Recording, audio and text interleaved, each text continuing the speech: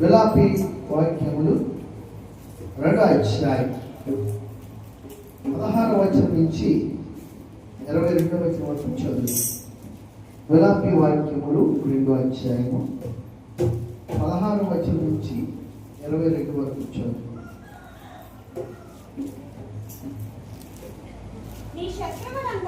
నీ శత్రువులందరూ నేను చూసి నోరు తెరిచి వారి ఎగతాళి చేసి పండుకొనుచు దాన్ని మింగేసి ఉన్నారు. ఇదే కదా మనము కనిపెట్టిన దినం, అది తకాచక్షను దాన్ని మనము చూచి ఉన్నాము అని అనుకున్నాము. యెహోవా తాను యోచించిన కార్యం ముగించినాడు. పూర్వదినములో తాను విధించినది ఆయన నెరవేర్చినాడు. చేసము లేకుండా నేను పాడు చేసినాడు. నిన్ను బట్టి శత్రువులు సంతోషించినట్లు చేసి ఉన్నాడు. నీ భగవాని శృంఖము హెచ్చించి ఉన్నాడు. జనులు హృదయపూర్వకముగా యెహోవాకు మొరపెట్టిదరు. చీయోను కుమారి ప్రకారము నది ప్రవాహం వలె దివారాత్రము కన్నీరు రకమని విరామము కలగనీకు. నీ కంటి పాపం విశ్వవిపరీతము. నీవు లేచి రేయి మొదటి జాము మొదలుపెట్టు. నీళ్ళ కుమ్మరించినట్లు ప్రభు సన్నిధిని నీ హృదయము కుమ్మరించు.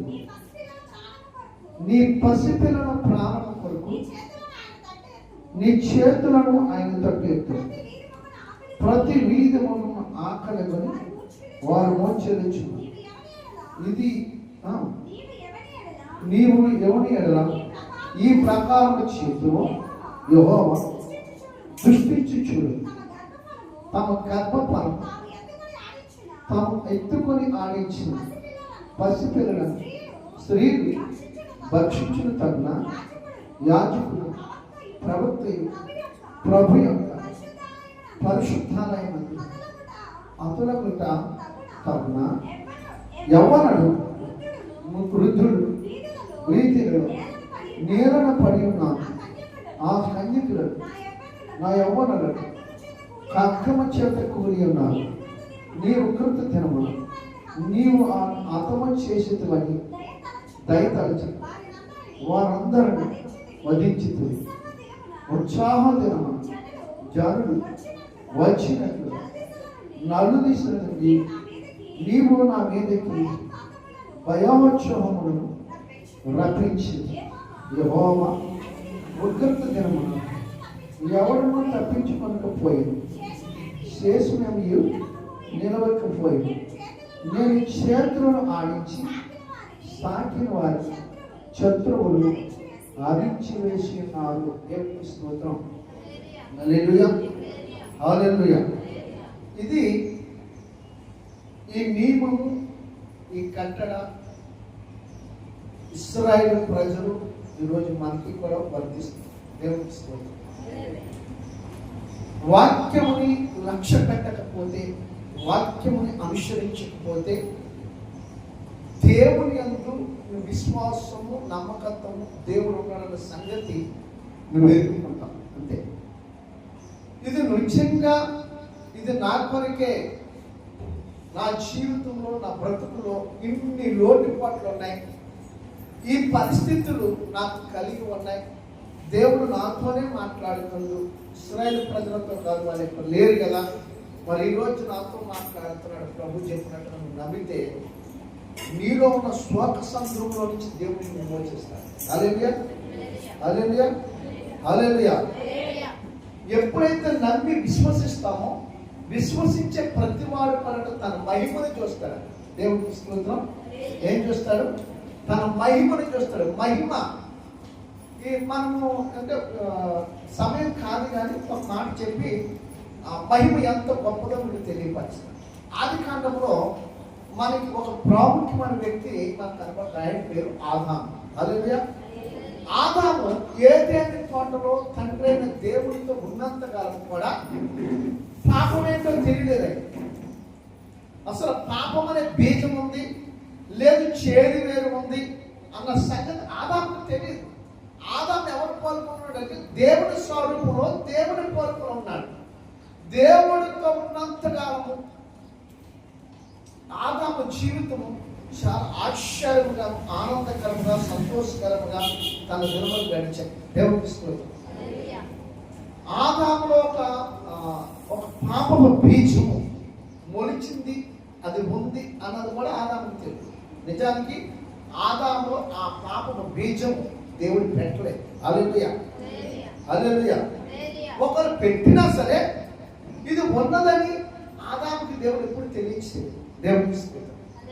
హల్లెలూయా.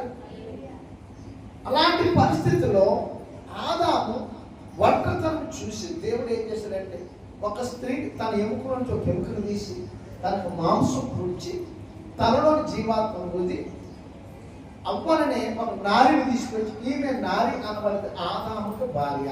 హల్లెలూయా. ఆమె పేరు అవ్వ. హల్లెలూయా. అలాగని అవ్వలో కూడా పాపం లేదు. వినాలి జాగ్రత్త.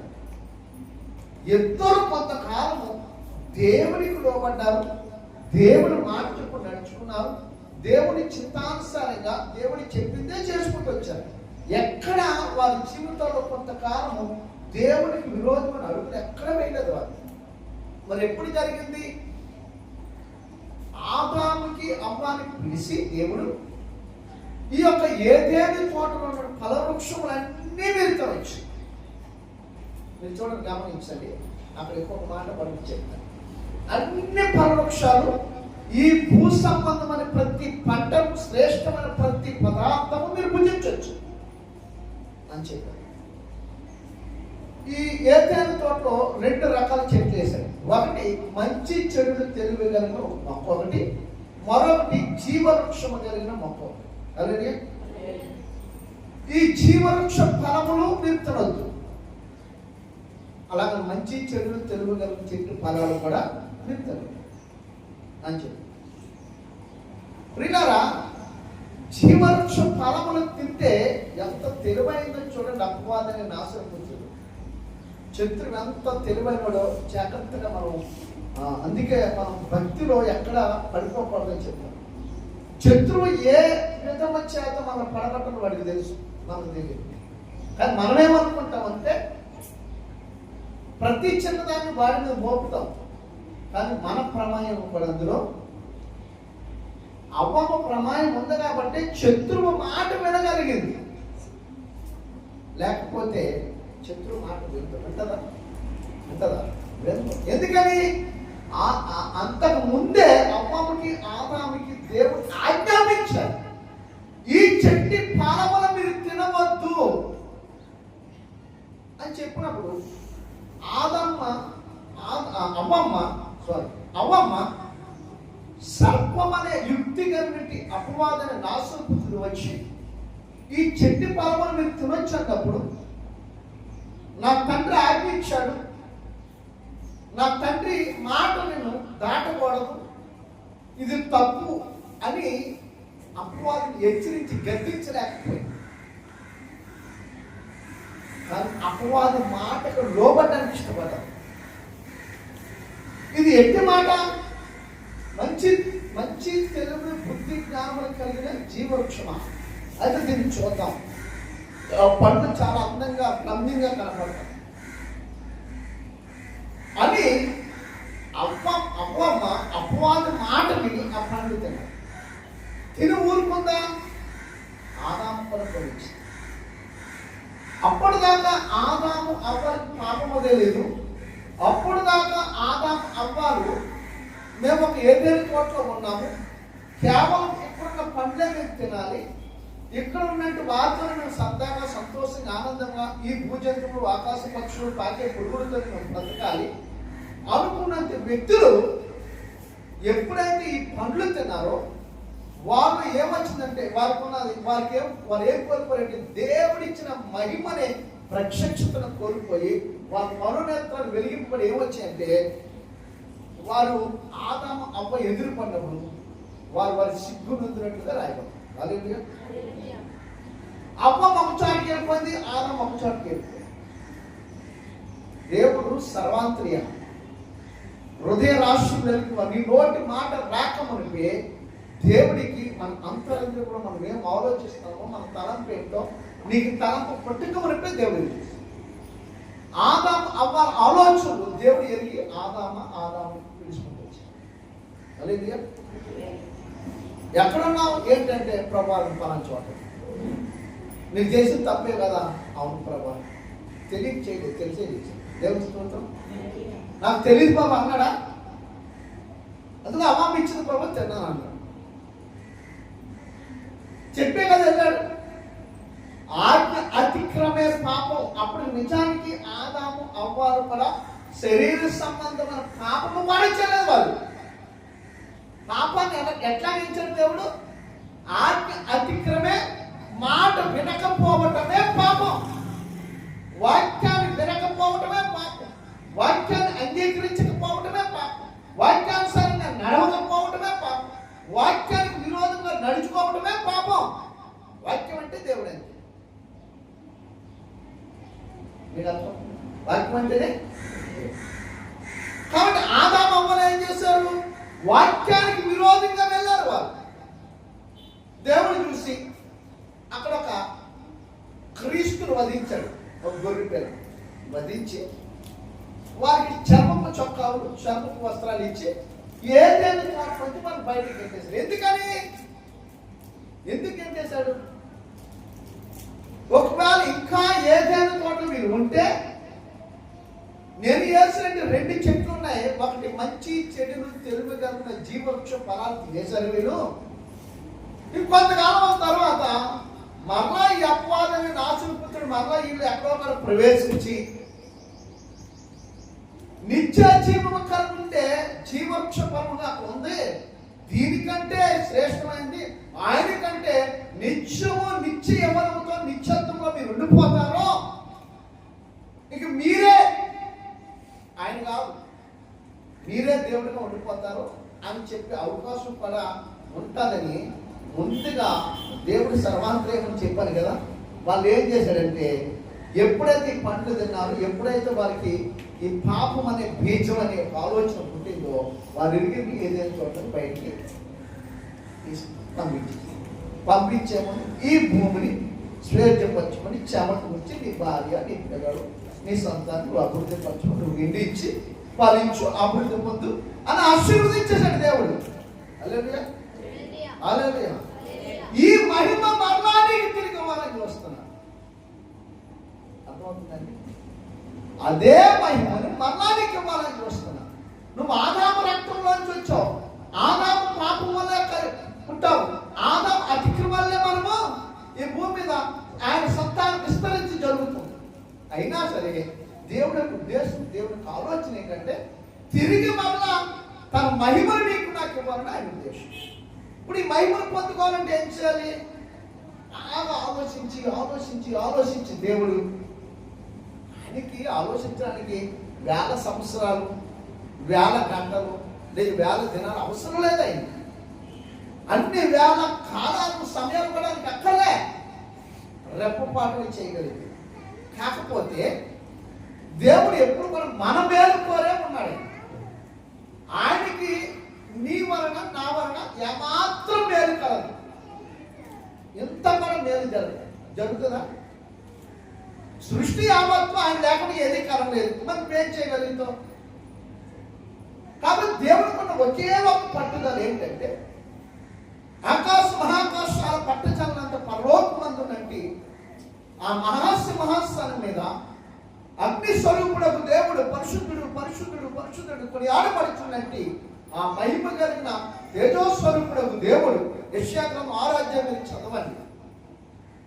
పరిశుద్ధ దూతలతో కొనియాడబడుచున్నట్టు ఆ పరలోకమందున మహానుభావుడు మహాదేవుడు అక్కడ కొన్ని దూతలు, దేవదూతలు, అందులో ప్రథమమైన వ్యక్తి ఆమె పేరు లూసిఫర్.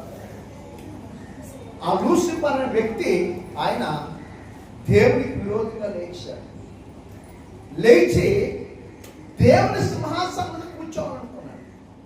దేవుణ్ణి ఆరాధించే వ్యక్తి దేవుని సింహాసనంలో కూర్చుంటే దేవుడు ఊరుకుంటాడా? ఇది చూశాడు దేవుడు.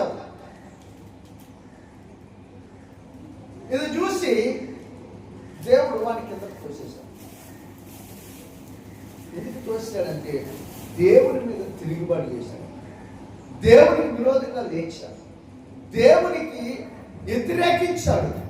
కొన్ని దూతలు తీసుకొని నేనే ఆరాధకుని, నేను ఆరాధించకపోతే ఆయన దేవుడు ఎందుకు అవుతాడు, ఆయన దేవుడు ఎలా అవుతాడు, నేను భక్తుడిని, నేనే గొప్పవాడిని, అదేదో నేనే ఆ సింహాసనం మీద కూర్చుంటే మీరు అందరూ నన్ను ఆరాధిస్తారు కదా అని. దేవుడికి భక్తుడికి చాలా తేడా అంటారు.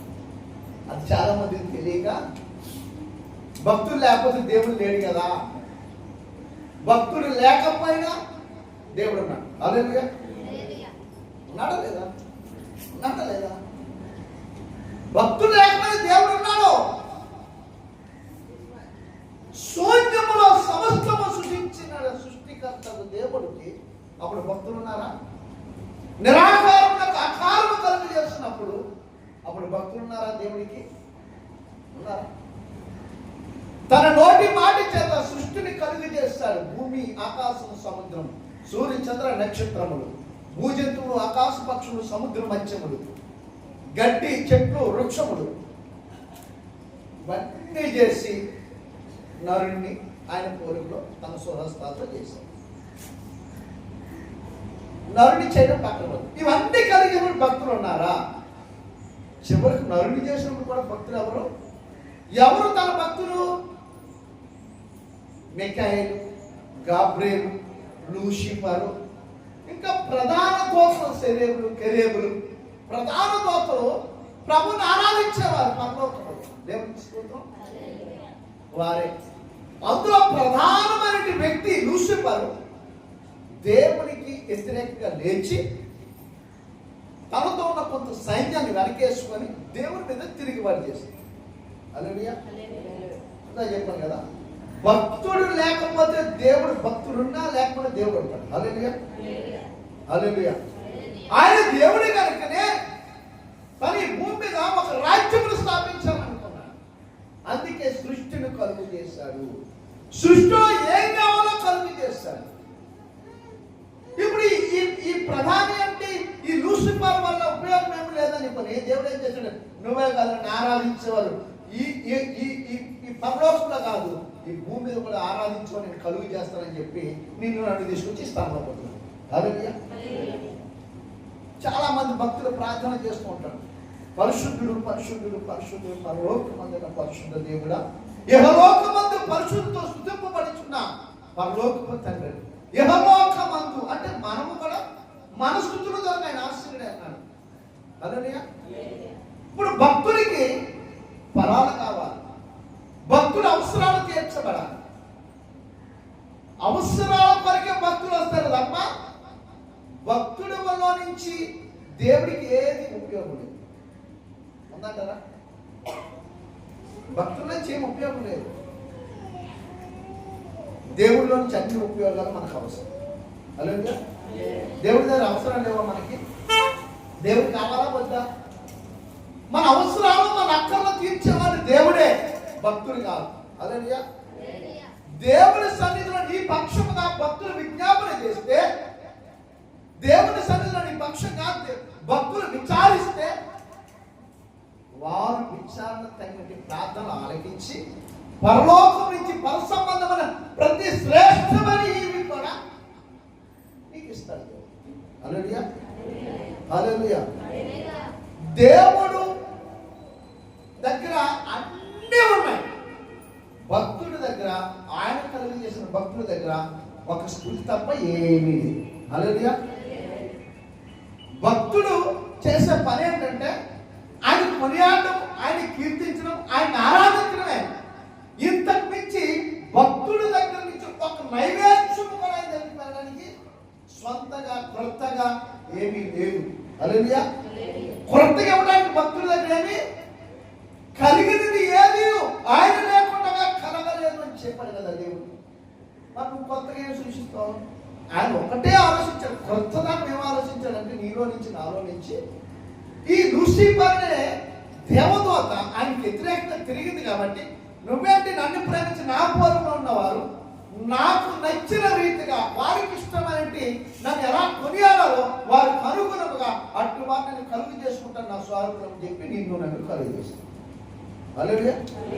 నీ నుంచి నా నుంచి వెళుతుంది స్తోత్ర బలులు మాత్రమే, స్తుతులు మాత్రమే. అయినా నిన్ను ఇష్టపడుతున్నాడు దేవుడు. నువ్వు ఎలాగ ఆరాధించావా, నువ్వు ఎలా పాట పాడావా, నీ స్వరం బాగుందా, నువ్వు పాడిన కలం బాగుందా, నువ్వు ఎత్తిన శరణం బాగుందా, నీ రాగం బాగుందా, నీ తాళం బాగుందా, నీ సాహిత్యం ఇవేమో చూడట్లేదు దేవుడు. నీ సమర్పణ చూశాడు. హల్లెలూయా. పాటలో పాట ఎలా పాడుతున్నాడు పక్కన పెడితే పాడాలని సమర్పణ చూస్తాడు దేవుడు. హల్లెలూయా. ఆ సమర్పణ చూసి ఏ మహిమైతే ఆదిలో ఆదాము అవ్వాలు కోల్పోయారో అదే మహిమను నీకు ఇవ్వాలని ఈ స్థలాన్ని తీసుకొచ్చాను. దేవునికి స్తోత్రం. హల్లెలూయా. ఈ విలాపి వాక్యంలో భక్తుడైన జ్ఞానైన సొలొమోను ఇశ్రాయేలు ప్రజలు దేవుని మాట విననల్లక దేవునికి వ్యతిరేకించి దేవుని త్రోసిపుచ్చినప్పుడు అది మీరైనా నేనే, అది మీరైనా నేనే అని ఏం చేశాడు? శత్రువుడికి నిన్ను అప్పగించి నీ మీద వాళ్ళు హెచ్చించాడు. అలాగే శత్రువులు హెచ్చించాడు, శత్రువుడికి అప్పగించేశాడు దేవుడే. రోమిలికి రాసిన పత్రిక 1వ అధ్యాయంలో 27వ వచనంలో మాట్లాడారు. వారు మనసులో లేదా వారి హృదయంలో చోటి ఇవ్వనొల్లకపోయిన కనుక, చెయ్యరాని కార్యములు చేసుతున్నారు కనుక వారిని భ్రష్టి మనసుకు వాక్యం. ఆదాము అవ్వాలు దేవుని మాట వినలేదు. ఏం చేశాడట? ఆ మహిమని తీసుకొని బయటకు చూసాడు. ఇశ్రాయేలు ప్రజలు ఏం చేస్తారు? నువ్వేదైతే చేయొద్దని దేవుడు చెప్పాడు, నేను తప్ప నీకేరొక దేవుడు ఉండకూడదు. అబ్రహాము దేవుడు, ఇస్సాకు దేవుడు, యాకోబు దేవుడు, ఎబ్రీలు దేవుడు, ఇశ్రాయేలు దేవుడు. కాబట్టి మీ పితరుల దేవుడు యెహోవా నేనే. మరి మీ బయట దేవతను మీరు ఎందుకు అనుసరిస్తున్నారు? ఎందుకు వాటి దగ్గర మీరు సాగర పడుతున్నారు? కాబట్టి నాకు విరోధంగా మీరు లేచారు కాబట్టి ఇదిగో శత్రువులకు మేము అప్పగించి మీ మీద శత్రువులు నేను హెచ్చిస్తున్నాను. ఎందుకు అలా చేశాడు? ఆయన ఉగ్రత రేపారు కాబట్టి ఇశ్రాయేలు. హల్లెలూయా. మనం రేపున అలాగే ఉంటాడు దేవుడు. కరుణా సత్య వాత్సల్యత కలిగినది వాడు, కరుణా సత్య సంపూర్ణుడే, కరుణామయుడు, కనికర సంపన్నుడు. ఎంత గొప్ప కరుణామూర్తి అంటే అయినా ఈ లోకంలో నశించిన దాన్ని వెతికి రక్షించడానికి వచ్చానని చెప్పాడు. లోకస్వార్త 19వ అధ్యాయం 10వ వచనం. హల్లెలూయా. హల్లెలూయా. అంతేనా? చూడండి, నామం చూస్తాను, బైబిల్ చూడండి. లోకస్వార్త 19వ అధ్యాయం 10వ వచనం.